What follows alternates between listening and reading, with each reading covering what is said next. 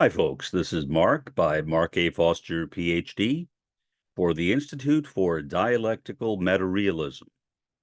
Well, some possibly good news for a change. Um, I found out about this after making my previous podcast. If I would have known, I would have incorporated this into it, but I did not.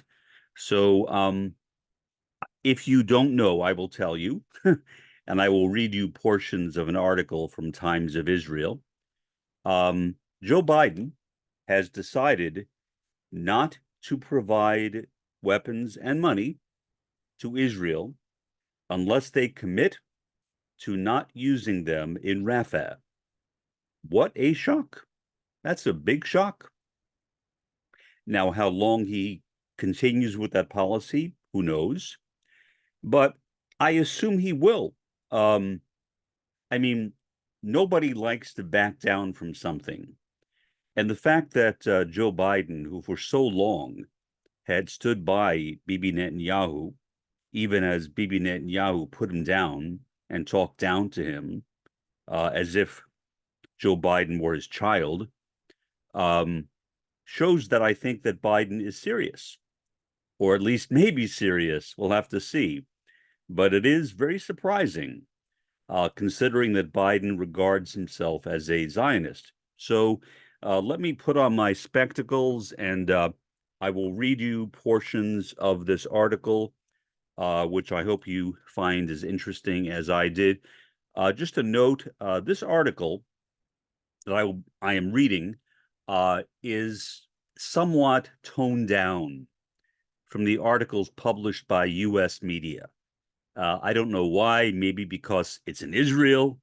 I have no idea, but it's not as blunt as the articles I read in other sources. But for a change, I decided to go back and read something from the Times of Israel. So let me read the headline: In bluntest threat yet, Biden says Israel will have to choose between Rafah operation and U.S. arms. And this is the subhead.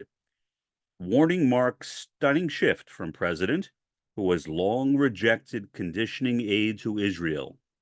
Official says U.S. is still committed to freeing hostages and it denies hardened political stance. Dateline, Jacob Maggio. And here is the article. By the way, it was from today, just about 4 hours ago. U.S. President Joe Biden said Wednesday that his administration will not support Israel or provide it with offensive weapons if it launches an offensive against Hamas in populated parts of Rafah. That is the most important part of the article, and really I could stop there, but I will continue. Why not?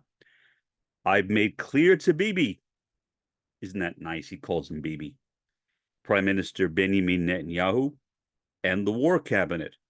They're not going to get our support if they go into these population centers, Biden told CNN. The interview marked Biden's toughest public comments yet on the matter, as concern has grown in the administration that Israel is not planning to heed U.S. warnings against a major offensive in Rafah. That it feels wouldn't take into account the over 1 million Palestinians sheltering in Gaza's southernmost city. The remarks also appeared to amount to a threat by Biden to make permanent the hold of his administration placed last week on a transfer of 2,000 and 500-pound bombs to Israel over concerns that they could be used by the IDF, the Israeli Defense Forces, in densely populated Rafah, as they have in other parts of Gaza. Well, I think that's a pretty good bet. Let me continue. Asked specifically, have those bombs been used to kill civilians in Gaza? Biden responded that they had. Civilians have been killed in Gaza as a consequence of those bombs, and other ways in which Israel goes after population centers, he said, without elaborating on the strikes in which they were killed. I made it clear that if they go into Rafah, I'm not supplying the weapons they have been used historically to deal with Rafah, to deal with the cities, to deal with that problem. Poorly phrased by Biden, but there you go. Biden said, maintaining that the operation launched by the IDF earlier this week was limited to the Rafah border crossing, even though it's causing problems with bordering Egypt. Let me pause there for a second. Yeah, problems is an understatement. Egypt has come close, although not quite, but close to basically saying that Israel has committed an act of war. Now, Israel was softer than I was, but that's basically what Egypt has said, that Israel basically invaded Egyptian territory, or in effect committed an act of war. Now, continuing, but it's just wrong. We're not going to supply the weapons and artillery shells, Biden asserted.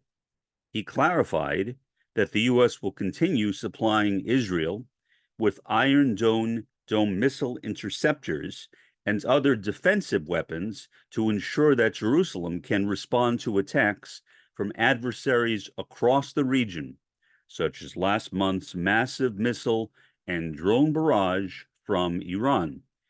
Well, I wish this article would point out that the reason why Iran did that was because Israel had launched an attack on the Iranian embassy in Damascus, Syria.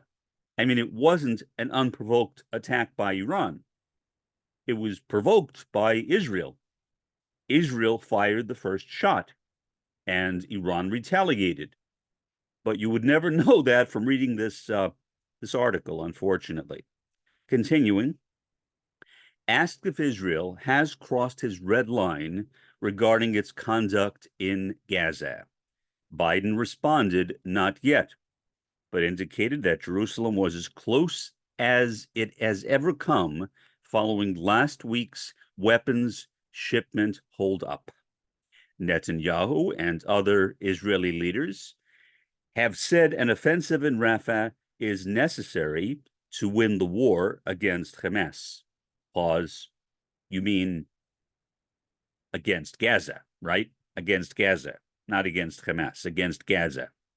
Continuing, which was triggered by the terror group's October 7th onslaught. According to Israeli defense officials, fear of Hamas's 6 remaining battalions are in Rafah, along with members of the terror group's leadership and a significant number of the hostages it abducted from Israel. Pause again. Hamas is not a terror group. Hamas is the governing body of Gaza, and it has a right to defend Gaza, considering that Gaza is basically a penal colony, and if people in a penal colony launch an attack on the people who are keeping them prisoners, especially when they have not been convicted of a crime, I say, go get them. Why not? I mean, well, look, it's Times of Israel. Going back to the article, the U.S. administration, for some reason, there it goes. Let me see if I can find it back again. The U.S. administration has sought to advance alternatives for smashing into Rafah, specifically proposing that Israel coordinate with Egypt to choke off Hamas's underground weapons supply from the Sinai and carry out more targeted strikes against the terror group's leadership that don't place as many civilians at risk.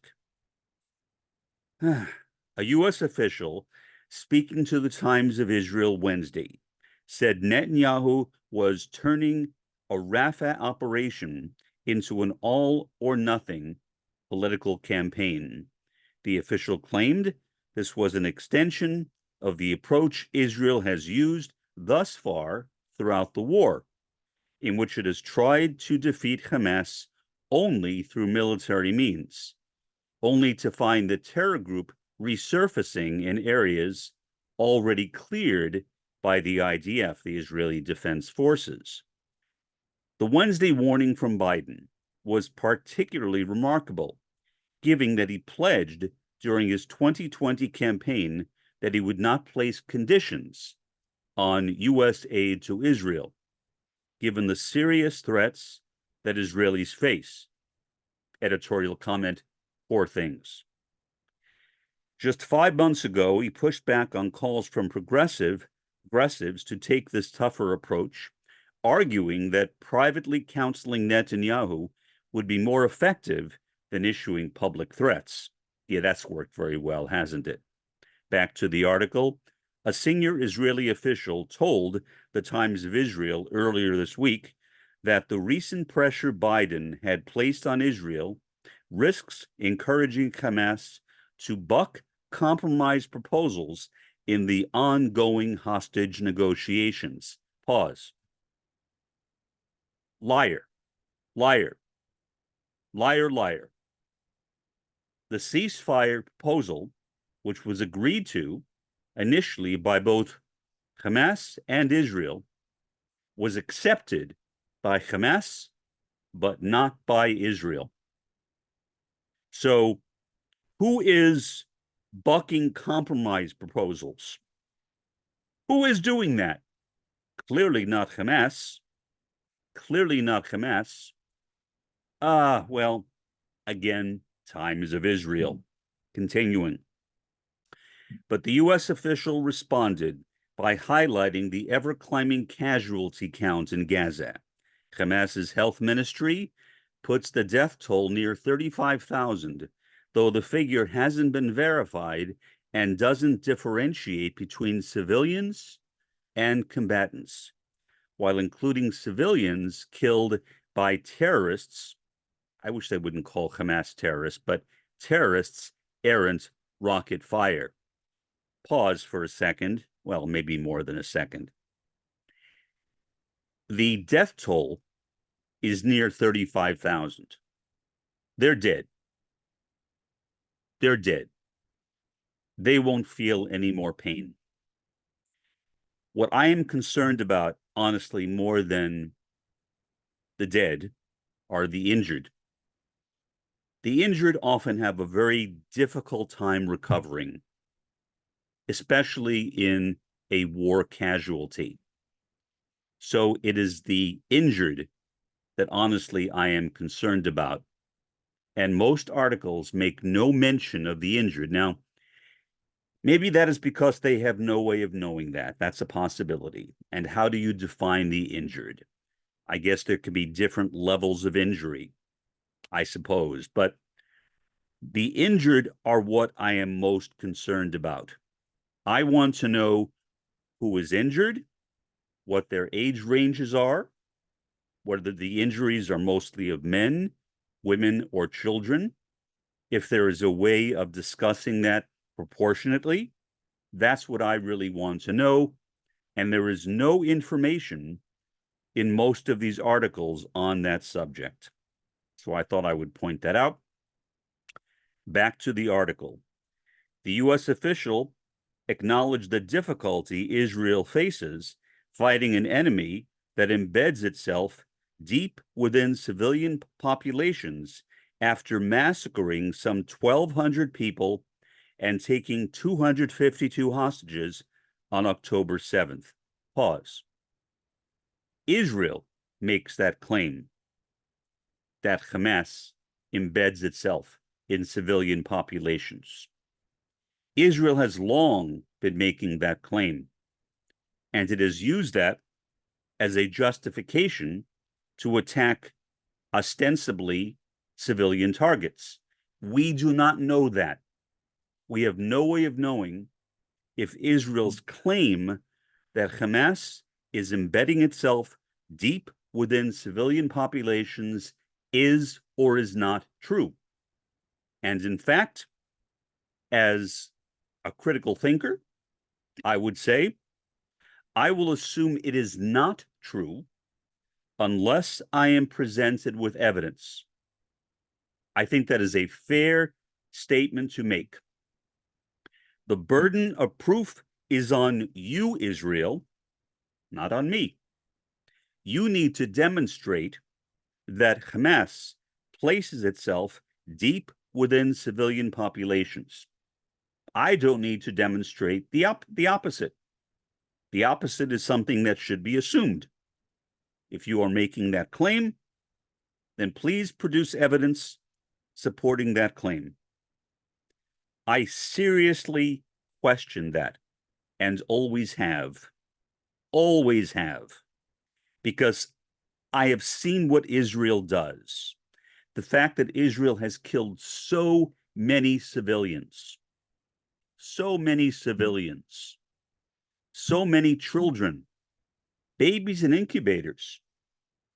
Is Hamas embedding itself in an incubator? Obviously, that would be ludicrous. So I don't believe what Israel is saying. But if Israel presents me with satisfactory evidence, I may change my mind. But again, that evidence needs to be convincing, not just an assertion. It appears to me that most people around the world seem to accept Israel's claims on face value. That is, in my view, a serious mistake. It is also an error in good critical thinking. You never make that assumption. But Israel somehow seems to be an exception. And it should not be. No country should be an exception to that basic rule. You need to provide evidence of something as drastic as that Hamas is embedding itself in civilian populations. Why? Why Israel is making that claim? Why not other countries? Maybe some others have, but not consistently. It's basically only Israel. So I am very, very suspicious of that. Okay, let's continue. The U.S. official denied that Biden's hardened approach was motivated by political consideration. Pause. I'm not sure that's true, but maybe. Continuing, in the CNN interview, Biden said he absolutely has heard the message being shouted against his Israel policy at campus protests across the country. Pause. See? That sentence I just read, at least to me, would seem to contradict the one I read before it, which said, no, I'm not motivated by any political considerations. And then he says, oh, I've heard the message being shouted on college and university campuses. Well, what does that mean? That means that he is motivated by political considerations. Biden knows that he has lost, for all intents and purposes, the young people vote, if that's the proper name for it, and he wants to get it back. I mean, if Biden wants to win in the presidential election in November, then losing the young people vote or the youth vote will be devastating to him, I think, or maybe devastating. So, yeah, those two sentences right on top of each other are blatantly contradictory. And it's interesting that the Times of Israel did not point that out. But he then appeared to begin an argument that the anti-Israel campus protests are not as representative as some might assume, given the commotion they've caused and the vast media attention they've received. He has no way of knowing that. A poll published Tuesday on the Axios news site revealed that an overwhelming majority of U.S. university students are not participating in the anti-Israeli campus protests that have swept the country and beyond, and don't believe the Israel-Hamas war is a top issue for them. Fine, fine, but that does not mean that Israel is not losing their vote. I mean, whether they think it's a top issue, may be somewhat important, but it does not matter if those same people do take that into some consideration when they are voting in November. In addition, we have no way of knowing who those U.S. university students are. For example, are they Republicans? The article doesn't say that. Now, one would not expect Republicans to be taking part in anti-Israel protests, although I'm sure some do, but that's not something that one would expect. The expectation is that most of them would be Democrats, independents, and members of other parties that are not on the right. So yeah, I'm suspicious of everything. As an academic, I take everything I take everything with a question mark after it and ask for evidence, which I think is what we all should do. Don't accept things on face value. Do not accept anything on face value. Otherwise, sooner or later, one is going to be fooled.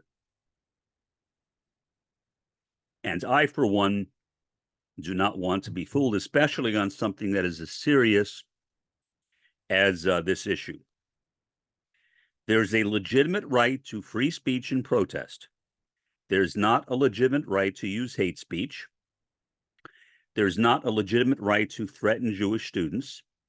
There's not a legitimate right to block people's access to class.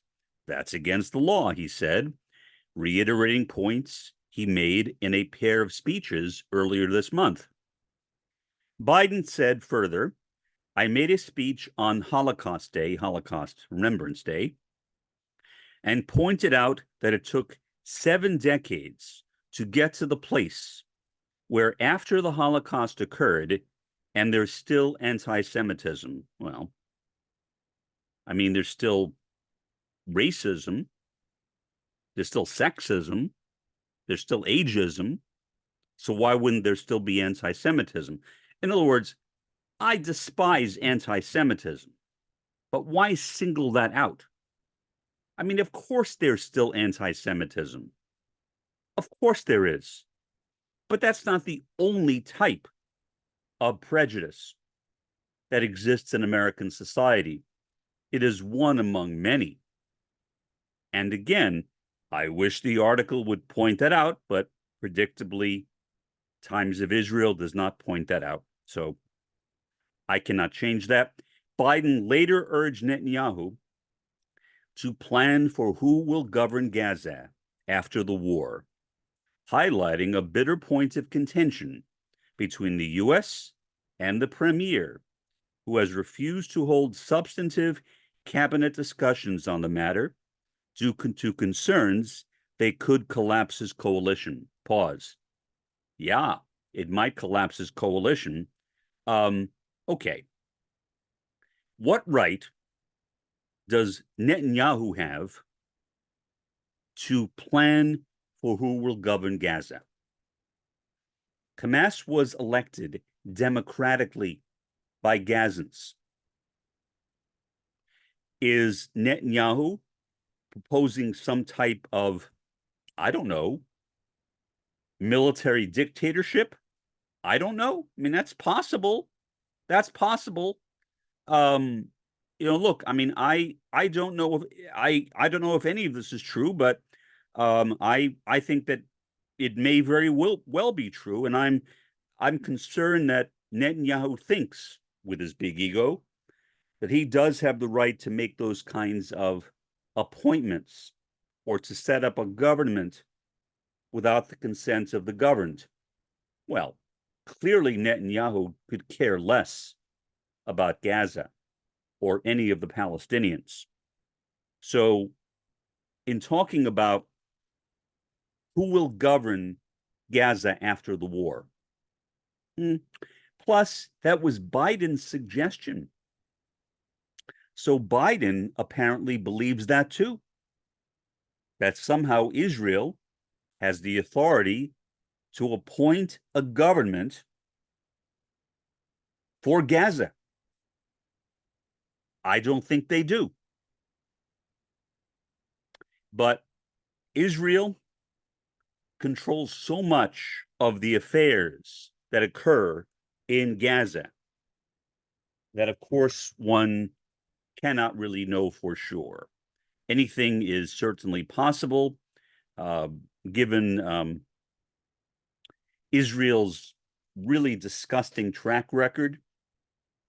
Yeah, I wouldn't be surprised if they attempt to appoint a government for Gaza. The question is, will the Gazans accept it?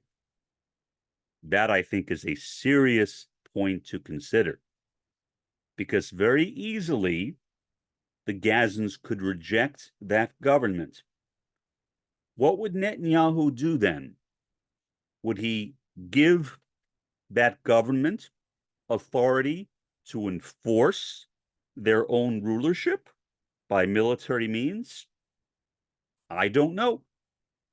But I don't like that idea of Netanyahu appointing a government for Gaza when Netanyahu has no authority, supposedly, over Gaza. For the time being, this has been Mark by Mark A. Foster, Ph.D., for the Institute for Dialectical Metarealism.